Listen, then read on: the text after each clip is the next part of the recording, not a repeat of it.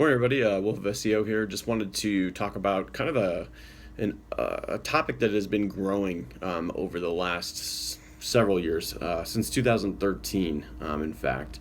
It relates to the American Disabilities Act, and we're seeing a lot of lawyers that are now targeting private businesses with kind of frivolous lawsuits saying, hey, you know what, your website isn't ADA compliant under Title III, and therefore you have to pay $10,000 over to us because we have a client that is disabled and they were injured as a result of you not being compliant. And it's kind of interesting because what a lot of business owners don't realize, and lawyers, I've actually, you could say, busted three attorneys who are filing these suits, and their own sites weren't compliant according to what they were seeking from their defendants in the suit. And they took down their sites, ironically, and it was all recorded. It was pretty funny.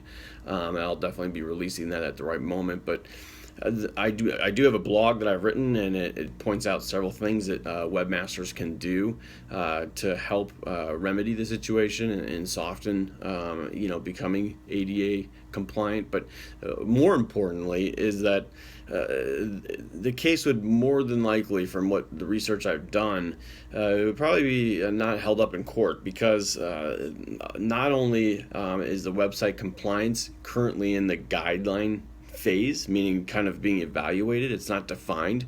What does a website have to have in order to quote unquote meet the ADA Title III adherence, and does it even apply, right? A lot of circuit courts have shot it down, saying that this is not it's ADA and websites are two completely separate things, and websites aren't and will not and should not be wrapped into ADA kind of compliances.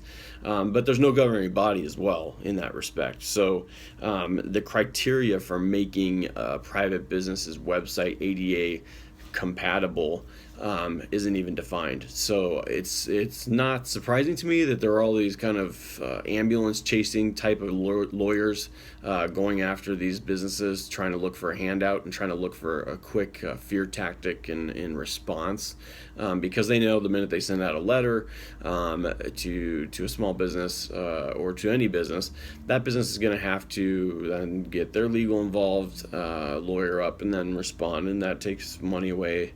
And they know the science behind it, and they're able to, even in one case, they basically kind of wrote it all out. Here's what it'll cost you. Here's what it's going to cost to litigate. Here are your odds, and why don't you just pay us 10 grand instead, which is just absolutely unbelievable. And that's not to say people with disabilities don't have a right to the internet. I'm not trying to say that.